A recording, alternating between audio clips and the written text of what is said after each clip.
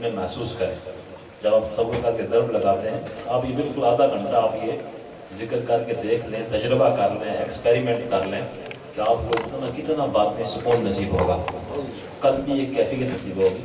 अल्लाह तसव्वुर रखते हैं, वहाँ अल्लाह की मोहब्बत के नूर को तलब करें। हज़रत इमाम गज़ाली रहमतुल्लाह अलैह फरमाते हैं कि 3 चीज़ें ऐसी हैं, जब दिल जिंदा हो जाता है तो इंसान के बातन को मारिफत से मालामाल कर देती हैं। एक अल्लाह के कलाम कुरान पाक का सुनना, और दूसरा नबी पाक सल्लल्लाहु अलैहि वसल्लम की नात पाक का हुस्न रसूल के तज़किरों का सुनना, और तीसरा जिक्र की कसरत। ये वो 3 चीज़ें हैं, 3 मोती हैं जो इंसान के बातन में मारिफत के नूर अनवारात से उसको भर देते हैं।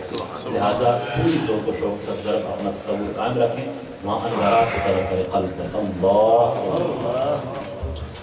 माशाअल्लाह, हमारे दोस्त काफ़ी दूर से तशरीफ़ लाए हैं और हमारे भाई नासर नक्शबंदी साहब पीछे बैठे हुए, उनसे गुजारिश है कि आप तशरीफ़ ले आए। और आप बिला ताख़ीर मैं नाते रसूल मक़बूल के लिए दावत दूँगा अपने भाई राशिद साहब को, वो आके नाते रसूल